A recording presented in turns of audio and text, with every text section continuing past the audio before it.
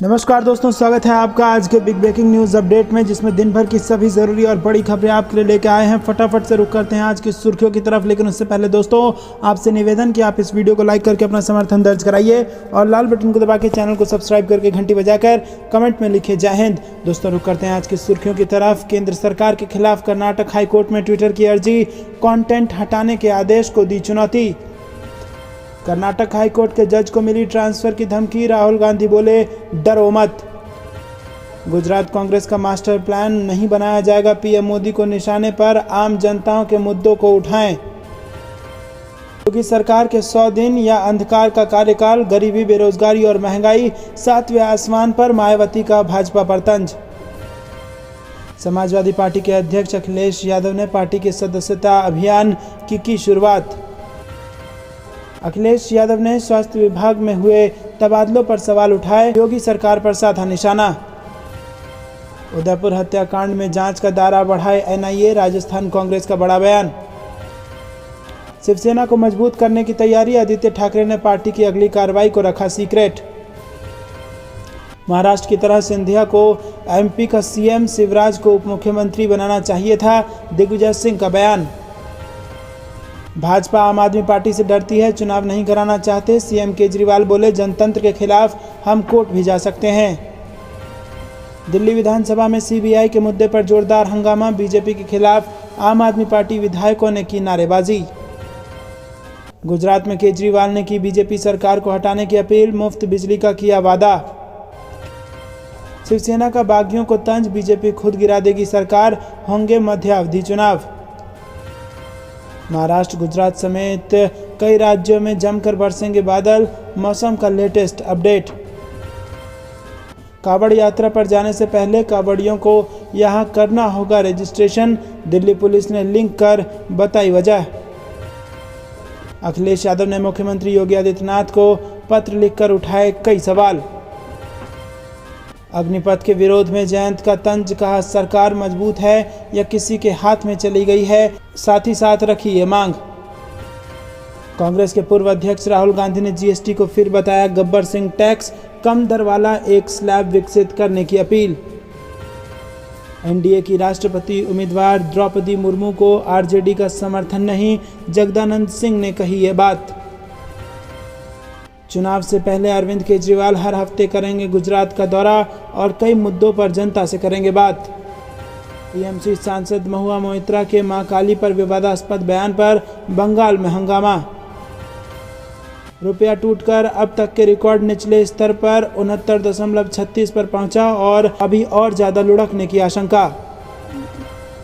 चुनाव आयोग ने आधार डाटा लीक होने पर निर्वाचन अधिकारियों को कड़ी कार्रवाई की दी चेतावनी। कैबिनेट मंत्री उदयलाल अंजना ने उठाए एनआईए की जांच पर सवाल और कही ये बड़ी बात। बीजेपी के सत्ता में आने के बाद से लगभग 18,000 नौकरियां चली गई, हरीश रावत का दावा, अपनी हार का भी खोला राज। एकनाथ शिंदे की अगुवाई में बनी सरकार लंबे समय तक नहीं टिकेगी, कांग्रेस ने किया बड़ा दावा। रुपए में गिरावट पर कांग्रेस का तंज, प्रधानमंत्री की साख सर्वकालिक न्यूनतम स्तर पर पहुंची। आम आदमी पार्टी का बीजेपी पर बड़ा हमला, एमसीडी में लूट मचाने का आरोप। मिशन 2024 की तैयारियों में जुटी सपा ने यूपी में की इस बड़े अभियान की शुरुआत और अखिलेश यादव ने दिया बड़ा बयान। सीएम जगन मोहन रेड्डी ने पीएम मोदी से आंध्र प्रदेश को विशेष राज्य का दर्जा देने की उठाई मांग। तो दोस्तों ये थी दिन भर कुछ बेहद जरूरी और बड़ी सुर्खियां। अब रुक करते हैं गहराई से कुछ मुख्य खबरों की तरफ, लेकिन दोस्तों उससे पहले फिर से आपको याद दिला दें, वीडियो को लाइक जरूर कीजिएगा और चैनल को सब्सक्राइब करके घंटी बजाकर कमेंट में लिखिए जय हिंद। दोस्तों मिशन 2024 की तैयारी में जुटी सपा ने यूपी में इस बड़े अभियान की शुरुआत कर दी है। आपको बता दें दोस्तों कि उत्तर प्रदेश में चुनाव दर चुनाव हार झेल रही समाजवादी पार्टी ने आखिरकार मंगलवार को अपने सदस्यता अभियान की शुरुआत की और इस अभियान की शुरुआत सपा के प्रमुख और उत्तर प्रदेश के पूर्व मुख्यमंत्री अखिलेश यादव ने की और इससे पहले अखिलेश यादव ने पार्टी के सभी मोर्चों को भंग कर दिया था। जल्द ही वो नई कार्यकारिणी और मोर्चे का गठन भी करेंगे। अखिलेश यादव ने कहा कि यह अभियान राज्य भर की तहसीलों, क्षेत्रों और जिलों में चलाया जाएगा और इस मौके पर हालांकि उन्होंने योगी सरकार के 100 दिन पर जमकर चुटकी लेते हुए कहा कि जिस तरह से तबादले को लेकर विवाद सामने आ रहा है, उससे लगता है कि सरकार को पर्दे के पीछे से कोई और चला रहा है, इसीलिए अधिकारी डिप्टी सीएम तक की नहीं सुन रहे। दोस्तों रुक करते हैं अगली बड़ी खबर की तरफ। कांग्रेस के पूर्व अध्यक्ष राहुल गांधी ने जीएसटी को फिर बताया गब्बर सिंह टैक्स, कम दर वाला एक स्लैब विकसित करने की उठाई मांग। जी हां दोस्तों, कांग्रेस के पूर्व अध्यक्ष राहुल गांधी ने माल एवं सेवा कर यानी कि जीएसटी को लेकर मंगलवार को केंद्र सरकार पर निशाना साधा, जिसके तहत राहुल गांधी ने एक बार फिर जीएसटी को गब्बर सिंह टैक्स बताया। साथ ही कांग्रेस के पूर्व अध्यक्ष राहुल गांधी ने जीएसटी का कम दर वाला एक स्लैब बनाने की मांग भी की है। राहुल गांधी ने कहा कि जीएसटी का एक स्लैब और कम दर होने से गरीबों एवं मध्य वर्ग पर बोझ कम करने में मदद मिलेगी और इसको लेकर राहुल गांधी ने मंगलवार को एक ट्वीट किया है। असल में 28 जून को जीएसटी परिषद की एक बैठक आयोजित हुई थी, जिसमें पैकेट बंद मछली, दही, पनीर, शहद, सूखे फलियां, सूखे मखाना, गेहूं और अन्य अनाज, गेहूं या मैसलिन का आटा, गुड़, मुरमुरा, सभी सामान और जैविक खाद और कॉपर पिथ कंपोस्ट पर अब 5% जीएसटी लगाने की सिफारिश की गई थी, और जिस पर सवाल उठाते हुए राहुल गांधी ने मंगलवार को ये ट्वीट किया। कांग्रेस अध्यक्ष राहुल गांधी ने मंगलवार को अपने ट्वीट में मोदी सरकार को घेरते हुए कहा कि स्वास्थ्य बीमा पर जीएसटी 18%, अस्पताल में कमरे पर जीएसटी 18% और हीरे पर जीएसटी 1.5% है। गब्बर सिंह टैक्स इस बात का दुखद स्मरण कराता है कि प्रधानमंत्री किसका ख्याल रखते हैं। साथ ही ट्वीट में राहुल गांधी ने कहा है कि एक स्लैब और कम दर वाली जीएसटी से गरीबों और मध्य वर्ग पर बोझ कम करने में मदद मिलेगी। दोस्तों रुक करते हैं अगली बड़ी खबर की तरफ, जो कि महाराष्ट्र से आ रही है। शिवसेना का बागियों पर तंज, बीजेपी खुद गिरा देगी सरकार और होंगे मध्य अवधि चुनाव। जी हां दोस्तों, एकनाथ शिंदे के नेतृत्व वाली महाराष्ट्र सरकार ने सोमवार को अपना बहुमत साबित कर दिया, लेकिन इसी बीच शिवसेना ने भविष्यवाणी की है कि जल्द ही महाराष्ट्र में मध्य अवधि चुनाव होंगे। मंगलवार को शिवसेना के मुखपत्र सामना में एक संपादकीय लिखते हुए कार्यकारी संपादक संजय राउत ने दावा किया कि भारतीय जनता पार्टी कार्यकाल पूरा होने से पहले राज्य की शिंदे सरकार को अस्थिर कर देगी। संजय राउत ने दावा किया कि विद्रोहियों का कोई राजनीतिक भविष्य नहीं है।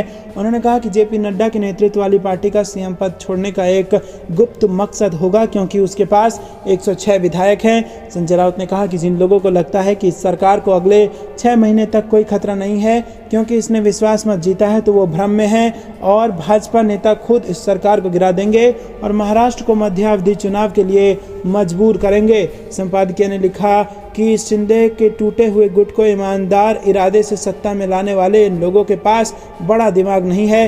रुक करते हैं अगली बड़ी खबर की तरफ, जिसमें आपको बता दें कि योगी सरकार के 100 दिन या अंधकार का कार्यकाल, गरीबी, बेरोजगारी और महंगाई 7वें आसमान पर, मायावती का योगी सरकार पर तंज। जी हां दोस्तों, उत्तर प्रदेश में योगी आदित्यनाथ सरकार के 100 दिन पूरे होने के उपलक्ष्य में भाजपा सरकार ने जनता के सामने अपना रिपोर्ट कार्ड पेश किया था और इस मुद्दे को लेकर बसपा पार्टी की प्रमुख मायावती ने भाजपा पर जमकर निशाना साधते हुए सरकार की कमियों के बारे में विस्तृत रूप से विश्लेषण किया है। बसपा नेता ने ट्वीट कर कहा कि यूपी भाजपा सरकार ने 100 दिन के कार्यकाल का काफी जश्न मना लिया, किंतु गरीबी, बेरोजगारी, महंगाई आदि की ज्वलंत समस्याओं को दूर करने, कानून व्यवस्था बेहतर बनाने, सभी जाति व धर्मों में आपसी भाईचारा एवं सांप्रदायिक सौहार्द पैदा करने के मामले में इनका कार्यकाल उदासीन व अति निराशाजनक है। गौरतलब है कि उत्तर प्रदेश की योगी आदित्यनाथ सरकार ने सोमवार को अपने दूसरे कार्यकाल के शुरुआती 100 दिनों में किए गए कार्यों का रिपोर्ट कार्ड पेश किया था। दोस्तों, मुख्यमंत्री ने अपने दूसरे कार्यकाल के 100 दिन पूरा होने पर यहां संवाददाता सम्मेलन में अपनी इस शुरुआती कार्य अवधि का ब्यौरा पेश करते हुए कहा था कि ये शुरुआती 100 दिन सेवा, सुरक्षा और सुशासन के प्रति समर्पित रहे। सरकार ने जो कहा सो किया के इस परंपरागत अभियान को आगे बढ़ाते हुए निर्धारित लक्ष्य से ज्यादा काम किया है। दोस्तों रुक करते हैं अगली बड़ी खबर। कांग्रेस सांसद का बड़ा बयान, बोले किसान बिल की तरह अग्निपथ स्कीम भी वापस लेगी मोदी सरकार। जी हां दोस्तों, असम में कांग्रेस सांसद अब्दुल खालिक ने कहा कि मोदी सरकार फैसले जल्दी में लेती है। जिस तरह किसान बिल वापस लिया गया, ठीक उसी तरह उन्हें अग्निपथ स्कीम भी वापस लेनी होगी। दोस्तों रुक करते हैं अगली बड़ी खबर की तरफ। कर्नाटक के डीजीपी को सीआईडी ने किया गिरफ्तार, तो राहुल गांधी ने कसा तंज। जी हां दोस्तों, कांग्रेस के पूर्व अध्यक्ष राहुल गांधी ने कर्नाटक में पुलिस उप निरीक्षक भर्ती घोटाले को लेकर सोमवार को भारतीय जनता पार्टी पर निशाना साधा।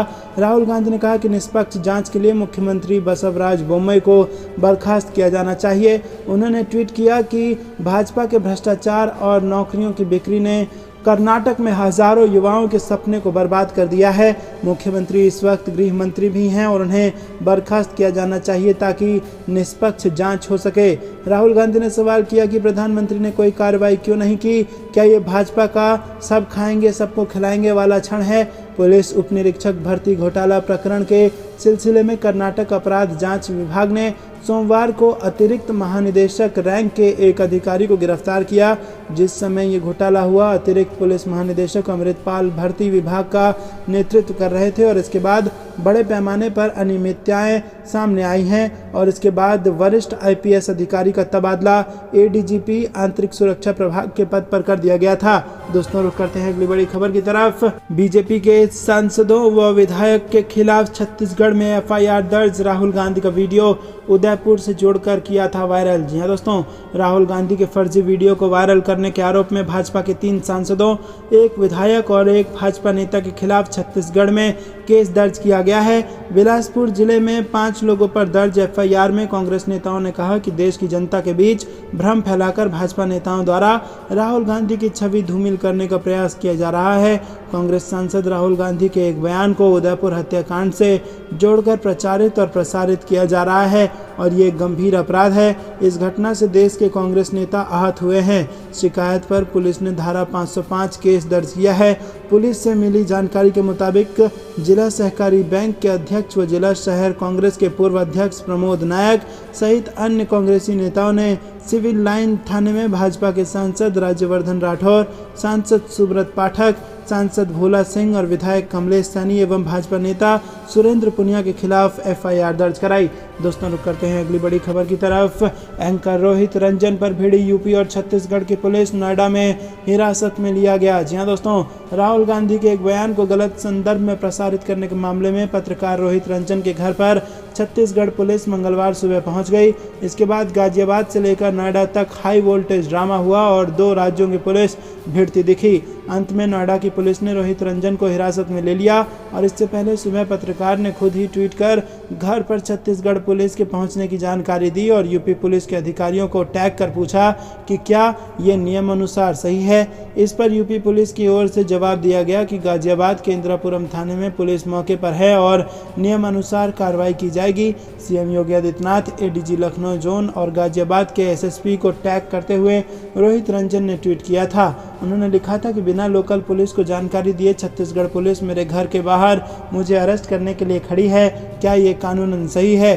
दोस्तों, रुक करते हैं अगली बड़ी खबर की तरफ। ओवैसी का तंज, ताजमहल नहीं बनता तो 40 रुपए में मिलता पेट्रोल, महंगाई और बेरोजगारी के लिए मुगल हैं जिम्मेदार। जी हाँ दोस्तों, आपको बता दें कि ऑल इंडिया मजलिस-ए-इत्तेहादुल मुस्लिमीन के अध्यक्ष असदुद्दीन ओवैसी कई मुद्दों पर मोदी सरकार पर निशाना साधते रहते हैं। महंगाई से लेकर बेरोजगारी के मामले में वो केंद्र सरकार पर हमला बोलने से नहीं चूकते हैं। ओवैसी ने एक बार फिर केंद्र सरकार को आड़े हाथों लिया है। ओवैसी ने सरकार पर तंज कसा है और उन्होंने कहा कि देश में महंगाई बेरोजगारी के लिए मोदी नहीं मुगल जिम्मेदार हैं। AIMIM के ट्विटर हैंडल से ओवैसी का एक वीडियो शेयर किया गया है। ओवैसी एक सभा को संबोधित कर रहे हैं और इसमें वो केंद्र सरकार पर तंज कसते हुए कहते हैं कि भारत के युवा अगर बेरोजगार हैं, महंगाई आसमान छू रही है, डीजल 100 रुपये के पार है, यकीनन इसके पीछे पीएम मोदी नहीं औरंगजेब जिम्मेदार है। ओवैसी ने आगे कहा कि बच्चों के पास नौकरी नहीं है, बादशाह अकबर जिम्मेदार है, पेट्रोल 104 रुपये का है, इसका जिम्मेदार ताजमहल बनाने वाला है और अगर ताजमहल नहीं बना होता तो पेट्रोल आज 40 रुपये में मिलता। मैं मानता हूं कि ताजमहल लाल किला बनाकर मुगलों ने गलती की, वो पैसा बचा कर रखना चाहिए था। दोस्तों, इसी के साथ देश में महंगाई, बेरोजगारी और बढ़ती पेट्रोल डीजल की कीमतों का जिम्मेदार नरेंद्र मोदी नहीं मुगल है, ये कह के असदुद्दीन ओवैसी ने तंज कसा है। जो करते हैं अगली बड़ी खबर की तरफ। ये बीजेपी का राष्ट्रवाद है या कुछ और? कांग्रेस ऑफिस के बाहर पोस्टर लगाकर भगवा पार्टी पर उठाए गए सवाल। जी हां दोस्तों, जम्मू कश्मीर में पकड़े गए लश्कर-ए-तैयबा के आतंकवादी के बीजेपी से कथित कनेक्शन मिलने पर कांग्रेस ने हमला बोला है। कांग्रेस ने अपने दफ्तर के बाहर बाकायदा पोस्टर लगवाकर भगवा पार्टी पर सवाल खड़े किए हैं। कांग्रेस दफ्तर के बाहर लगे पोस्टर में सवाल उठाया गया है कि ये बीजेपी का राष्ट्रवाद है या आतंकवाद। इस बीच कांग्रेस ने प्रेस कॉन्फ्रेंस कर भी बीजेपी को इस मसले पर घेरने की कोशिश की है। लश्कर आतंकी तालिब हुसैन शाह और उसके सहयोगी फैजल अहमद डार के पकड़े जाने की खबर आते ही बीजेपी की जम्मू कश्मीर इकाई के प्रमुख रविंदर रैना के साथ शाह की कथित तस्वीरें और पार्टी के कार्यक्रमों में उसकी भागीदारी की तस्वीरें सोशल मीडिया पर शेयर की गई थी। कांग्रेस के वरिष्ठ नेता पवन खेड़ा ने प्रेस कॉन्फ्रेंस के दौरान बीजेपी पर आरोप लगाते हुए कहा कि उदयपुर में कन्हैया लाल का हत्यारा रियाज बीजेपी का सदस्य निकला। इसके बाद जम्मू में पकड़े गए आतंकी तालिब अहमद शाह बीजेपी का पदाधिकारी निकला, जो अमरनाथ यात्रा पर हमले की योजना बना रहा था। आतंकवादियों से नाता है, ये रिश्ता क्या कहलाता है। उन्होंने कहा कि तालिब की केंद्रीय गृह मंत्री अमित शाह के साथ भी तस्वीर है। दोस्तों रुक करते हैं अगली बड़ी खबर की तरफ, जो कि बंगाल से जुड़ी आ रही है, जहां पर आपको बता दें कि बीसीसीआई के बॉस की बात आती है तो बीजेपी वंशवाद की बात नहीं करती। ममता ने अमित शाह के बेटे की याद दिलाकर कसा तंज। जी हां दोस्तों, बंगाल के मुख्यमंत्री ममता बनर्जी ने एक कार्यक्रम के दौरान बीजेपी पर जमकर निशाना साधा। परिवारवाद और वंशवाद को लेकर जब उनसे सवाल पूछा गया तो उन्होंने अमित शाह के बेटे जय शाह की याद दिलाते हुए पलटवार कर दिया। दरअसल Mamata Banerjee India Today Conclave East 2020 में भाग लेने पहुंची थी और जहां उनसे एंकर द्वारा वंशवाद पर सवाल पूछा गया था। इस सवाल के जवाब में उन्होंने कहा कि जब बीसीसीआई के बॉस की बात आती है तो भारतीय जनता पार्टी वंशवाद की बात नहीं करती है। उन्होंने कहा कि जब कोई बीसीसीआई का शीर्ष बॉस बनता है तो वंशवाद की राजनीति की कोई बात नहीं होती है। उसका उल्लेख केवल उन लोगों के लिए किया गया है जो वास्तव में जमीनी स्तर पर लोगों के लिए लड़ते हैं। दोस्तों रुक करते हैं अगली बड़ी खबर की तरफ। क्राइम ब्रांच ने बीजेपी नेता की शराब पार्टी पर की छापेमारी, एक नाबालिग समेत 41 लोगों को किया गिरफ्तार। जी हां दोस्तों, गुजरात में वलसाड पुलिस की क्राइम ब्रांच टीम ने रविवार रात एक बीजेपी नेता की शराब पार्टी पर छापेमारी कर एक नाबालिग समेत 41 लोगों को गिरफ्तार किया है। सभी का मेडिकल परीक्षण कराया गया है और जांच जारी है। पुलिस सूत्रों के अनुसार क्राइम ब्रांच की टीम को वलसाड जिले के धर्मपुर तालुका के करंजवेरी गांव के एक फार्म हाउस में शराब पार्टी किए जाने की विशेष सूचना मिली थी। पुलिस ने 15,000 रुपए की 25 भारत निर्मित विदेशी शराब की बोतलें और 64,000 रुपए की देशी शराब बनाने का सामान जब्त किया है। दोस्तों रुक करते हैं। उद्धव ठाकरे ने दी बीजेपी और शिंदे गुट को चुनौती, का हिम्मत है तो मध्यावधि चुनाव लड़कर दिखाओ। जी हां दोस्तों, महाराष्ट्र के पूर्व मुख्यमंत्री उद्धव ठाकरे जिला प्रमुखों के साथ बैठक में जमकर बरसे।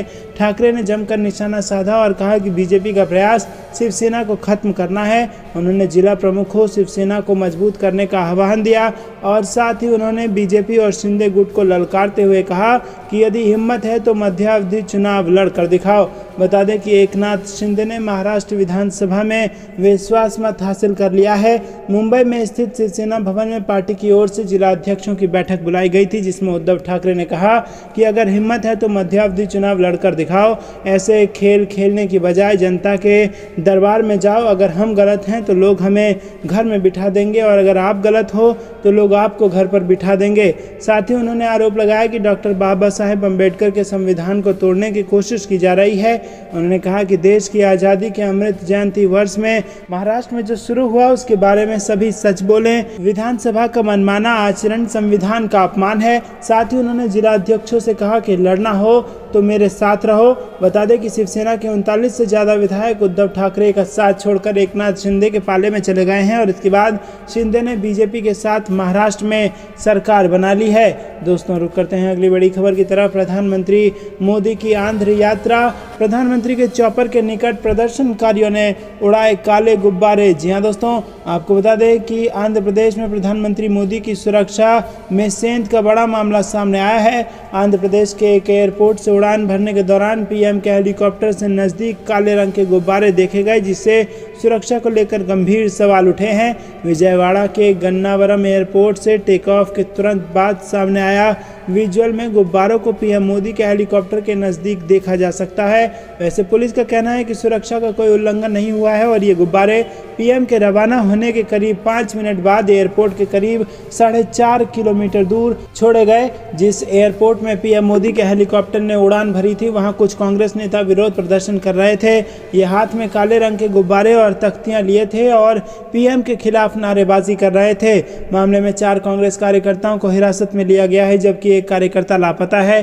प्रधानमंत्री ने विशेष विमान से हैदराबाद से विजयवाड़ा के लिए उड़ान भरी थी और एक हेलीकॉप्टर से भीमावरम पहुंचे थे। दोस्तों आपको बता दें कि इससे पहले पंजाब विधानसभा चुनाव के दौरान पीएम मोदी की सुरक्षा में बड़ी सेंध का मामला सामने आया था। तब पीएम मोदी पठानकोट में रैली करने जा रहे थे, लेकिन रास्ते में उनका काफिला किसान आंदोलन से जुड़े प्रदर्शनकारियों ने रोक लिया था। प्रदर्शनकारियों के बीच घिरा पीएम मोदी का सुरक्षा काफिला वहां से वापस लौटा था और इस मुद्दे को लेकर केंद्र सरकार ने पंजाब सरकार से जवाब भी मांगा था। बाद में पंजाब की तत्कालीन कांग्रेस सरकार ने इसको लेकर खेद भी जताया था। तो दोस्तों ये थी दिन भर कुछ बेहद और बड़ी खबरें। तक बने रहने के लिए बहुत बहुत धन्यवाद। देख रहे थे आपका अपना चैनल जय हिंद जय भारत।